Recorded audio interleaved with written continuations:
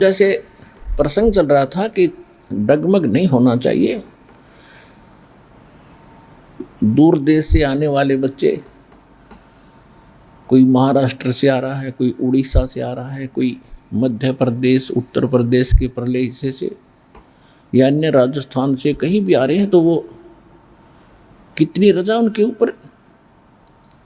और यही ज्ञान सब सुन रहे हैं, बहुत से लोगों को बताया जा रहा है, पुस्तकें बांटी जा रही हैं और उनके समझ में नहीं आ रही है बात, ये कह क्या रहे हैं ये।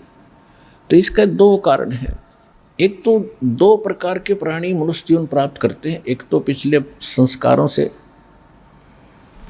पुण्य कर्मों से लगातार मनुष्य जीवन प्राप्त करते हुए आ रहे होते हैं। लगातार किसी के 10 जन्म भी हो सकते हैं, 5 भी हो सकते हैं, 2 भी हो सकते हैं, जिसे उनके पुण्य संस्कार होंगे। और एक दूसरी टाइप के ऐसे परमात्मा ने विधान बना के छोड़ रखा है कि एक मनुष्य जीवन प्रत्येक प्राणी को अवश्य मिलेगा। 84 लाख प्रकार के प्राणियों के शरीरों में धक्के खाने के बाद एक मनुष्य जीवन जरूर मिलता है। तो ऐसे मनुष्य जीवन जो एक ये टर्न वाइज मिलता है, ऐसे जो व्यक्ति मनुष्य जीवन प्राप्त हैं उनका जल्दी सी या भक्ति सेट होगी। और जो पिछले जन्मों से मनुष्य, पिछले भी जन्म में मनुष्य थे 1-2 जन्म में, और आज भी मानव शरीर है, तो वो ही भक्ति के लिए भटक रहे हैं। चाहे कुछ थोड़ी बहुत कर रहे हैं या वैसे हृदय से मान रहे हैं, तो वो मनुष्य जीवन से आए हुए प्राणी हैं। तो उनमें भी संस्कारों की आपस में भिन्नता होती है। अब जैसे यही ज्ञान सबको सुनाया जा रहा है, और इस ज्ञान की शुरुआत सबसे पहले हरियाणा प्रांत से हुई।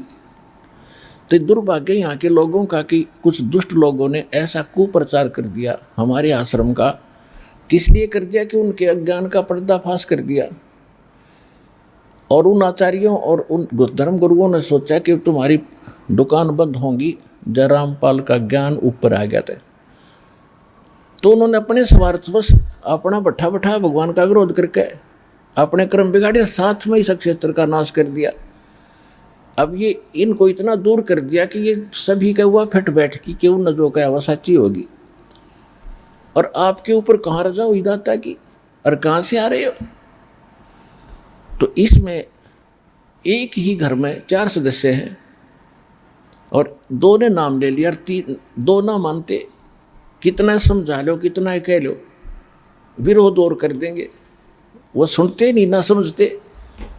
तो उसका कारण ये बताया परमात्मा ने कि जैसे कबीर साहब कहते हैं, जो जन मेरी शरण है ताका हूँ मैं दास, गेल गेल लाग्या फिरूं जब तक धरती आकाश।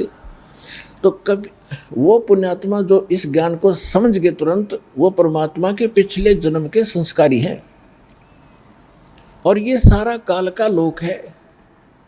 अब जन्म तो मालिक ने अपने उन बच्चों का भी किसी ना किसी के घर में तो मनुष्य जीवन तो बनाना ही है, देना ही है, संस्कार वश जैसा भी है। और परमात्मा क्या लीला करता है, जैसे एक कोयल होती है, कोयल, मादा कोयल, वो अपना अलग घोंसला बना के अपने अंडे बच्चे उत्पन्न नहीं करती। अंडे तो उत्पन्न करती, लेकिन वो अलग से घोंसला नहीं बनाती, क्योंकि उसके अंडों को ये कौवे खा जाते हैं, छोड़ते नहीं। क्योंकि यहाँ तो ताकतवर और निर्बल को तुरंत दुख कर देता है। तो उसने एक सूझबूझ से काम लेना शुरू कर दिया कि वो क्या करती है, मादा जो कौवी होती है, वो जब मादा कौवी जब बच्चे अंडे दे उत्पन्न कर देती है अपने घोंसले में, और जो कोयल के भी गर्भ होता है और बच्चे होने का समय आता है, वो देखती रहती है कहाँ कहाँ किस कौवी ने अंडे दे रखे।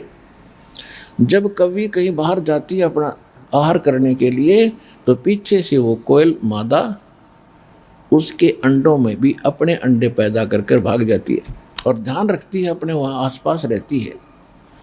अब वो कौवी आती है वापस, वो देखती है कि पहले 2 अंडे थे, अब 4 हो गए।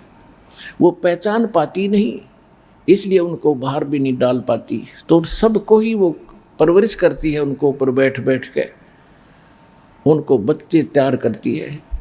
और जब बच्चे तैयार होते हैं, कलर एक जैसा होता है, वो तब भी ना पहचान पाती कौन से मेरे, कौन से दूसरी के हैं। और वो कोयल ऐसी सूझबूझ से काम करती है, वो देखती रहती है कि ये बच्चे थोड़े बहुत उड़ारी लेने लग गए हैं।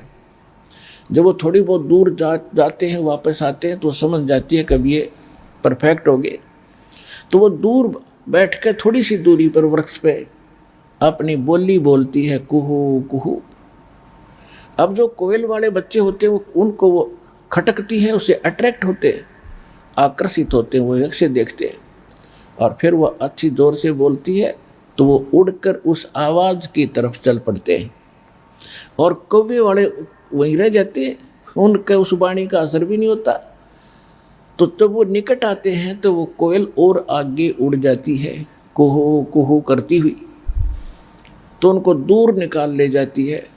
दे तो कवि उनको, फिर कवि देखती है कि वो बच्चे गए, पहले उनके पीछे भागती है, वो दूर निकल जाते हैं, उनको छोड़ देती है, फिर अपनों के पास आ जाती है, कहीं उनको कोई हानि ना पहुंचा दे, वो तो गए, मेरे से बाहर कौन थे। इस प्रकार वो अपने बच्चों को पालती और प्रफुल्लित करती है। और कोयल के बच्चे अपनी माँ की बोली समझ गए, लेकिन वो कागड़े नहीं समझ सके। तो ठीक इसी प्रकार समझ लेना, एक ही घर में और दो परिवार के सदस्य लगे, बाकी नहीं लग रहे, तो इतना अंतर है कि वो पिछले संस्कार उनके भक्ति के हैं ही नहीं, उनके वो असर करती है कोई नहीं। अब आप जितनी पुण्यात्मा यहाँ पहुँच रहे हैं, कितनी दूर जाके कौन सी आप क्या भाषा समझ में आ गई या बोली से आप अट्रैक्ट हुए, यहाँ पहुँच गए, और पहुँच गए तो खतरे से बाहर हो गए आप। परमात्मा की दया आप पर न्यारी होगी। कहते हैं, गोता मारूं स्वर्ग में, मैं जा बैठूं पाताले, गरीबदास ढूंढता फिरूं अपने हीरे मोती लाल।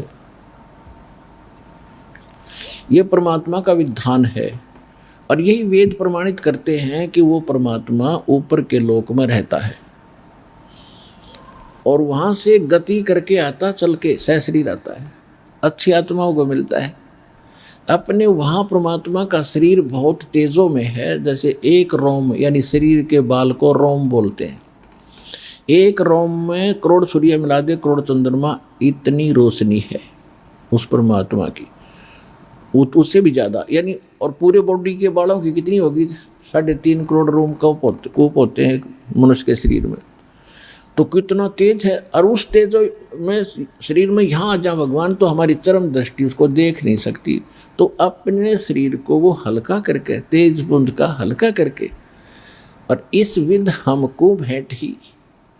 और यही वेद बताते हैं कि परमात्मा अपने शरीर को, अपने रूप को, स्वरूप को हल्का करके, सरल करके, और यहाँ अच्छी आत्माओं को मिलते हैं, उनको ज्ञान से परिचित कराते हैं, और कवियों की तरह आचरण करते हैं, जगह जगह खड़े होकर लोकोक्तियों के माध्यम से, कविताओं से वो अपनी वाणी का, उस तत्व ज्ञान का प्रचार करते हैं। तो इसी परमात्मा का विधान है, और ये केवल परमात्मा कबीर जी ने ही ये लीला की है।